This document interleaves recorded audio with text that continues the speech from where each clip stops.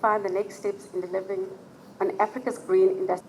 APRA, focusing on scaling renewable energy sources into value addition, jobs, and trade. Over the private banks. Listen to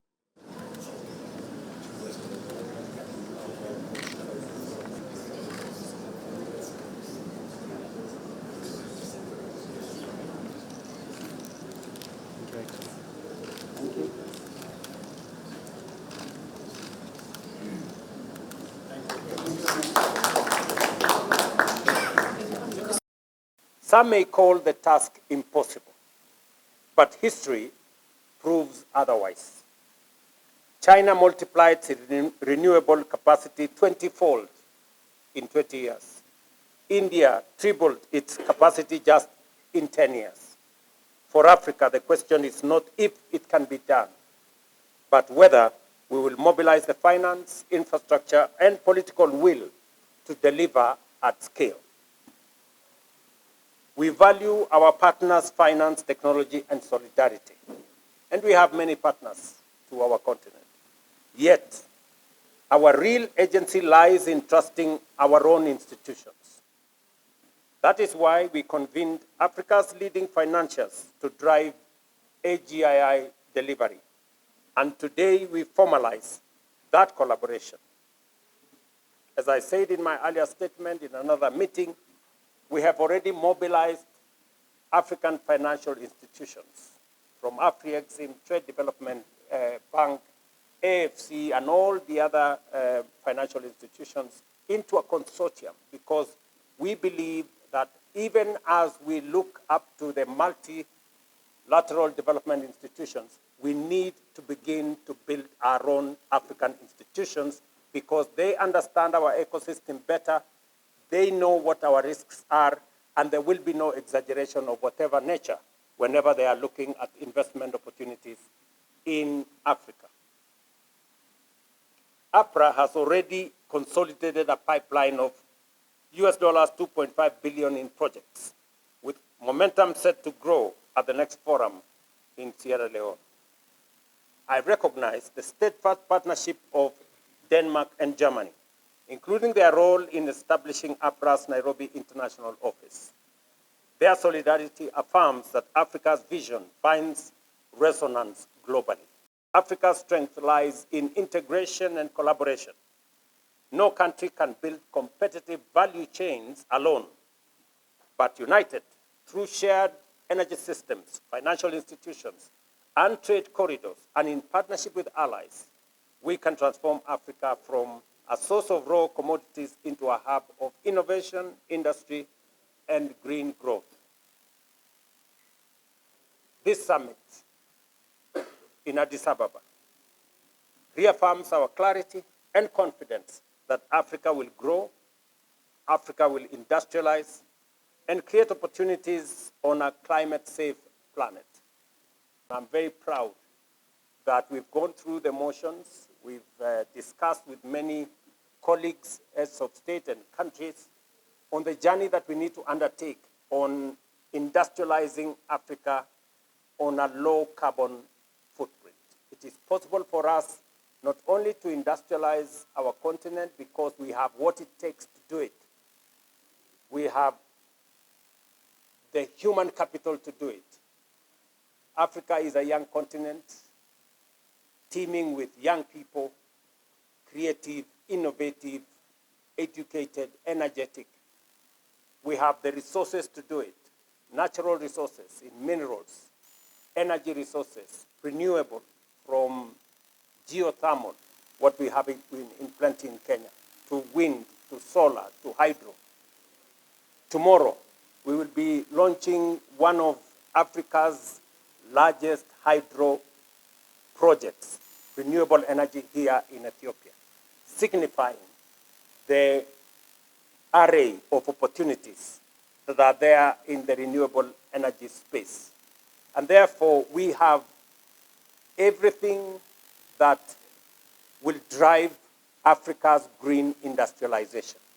And that is the reason why we took the decision that Africa Green Industrialization Initiative is the post that we need to use, not to look for support, but to look for investments.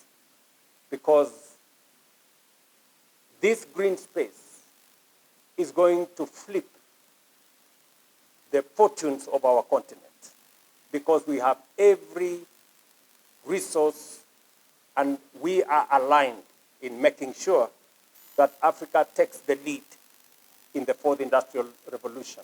In any case, by 2050, we will have the single largest market, we will have the largest workforce in the world, and we will also have the resources to unlock the potential that this continent has always been known for. Let us turn the 300 gigawatt target into projects, jobs, trade, and long-term prosperity for our people and for our continent. And that is why we are meeting here this afternoon, so that we can put pen to paper on turning what was a target of 300 gigawatts of energy into projects, creating jobs out of it, facilitating trade, and of course, making sure that we leave no African behind. I am very proud that in our midst, our financial institutions are stepping up to this challenge. Congratulations to them. And they are helping us change the narrative. They are helping us shape the conversation. That as we look out for partners globally, we must have our own financial institutions appropriating the space around investment, appropriating the space around mobilizing resources. Because if we are to get other partners coming on board, our own financial institutions must take the lead. They understand the terrain better. They understand our risks, if there are any, better, and they understand our opportunities even much more. And therefore, they provide the critical link of mobilizing global financing. We need to find the mechanism and the bridge that will not only make us discuss money from multilateral development banks, concessional funding from IDA and all the others, but private sector money. And I find a lot of value that today, for example, in Kenya, we are doing more roads using private sector money. We are doing more projects using private-public partnerships, because that way you can leverage on public resources and scale them up using private sector resources. If we find the correct mechanism, we can reduce on borrowing and do more with investment. And therefore, this gives an opportunity to our private sector. This gives an opportunity to our financial institutions, not only to transform our continent, but also to grow our institutions. These banks may be not so big today, but working with them, giving them the opportunity to invest in some of our large projects, certainly they will grow into big organizations that can then underwrite and support the development of our continent. This is a very, very proud moment for me as I see African financial institutions step up and participate in Africa's transformation. Thank you very much for your attention. We made commitments as a continent. We have kept our part of the bargain.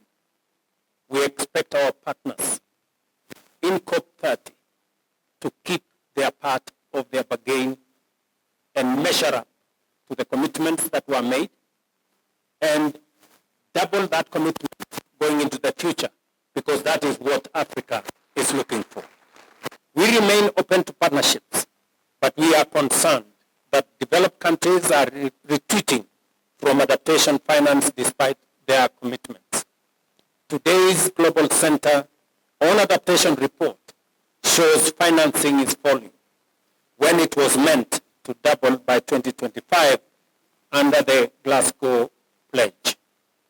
COP30 must be a turning point, a stocktake of promises and new commitments that put adaptation at the center of global climate action. Africa appeals to partners to hold the line and deliver meaningful commitments. The costs of inaction are real and devastating. They force leaders to divert scarce resources from urgent development needs. Yet, adaptation also presents a $4 trillion investment opportunity by 2025. Africa, as the front line of this crisis, will also be the frontier of that opportunity. We are not waiting, we are moving. Join us. Finally, I am proud that the Africa Adaptation Acceleration Program is now firmly anchored in Africa.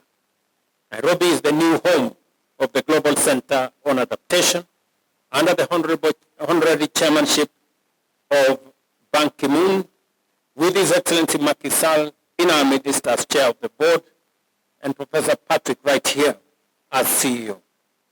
This is Africa-owned, Africa-led, and globally partnered, which presents to us a winning formula.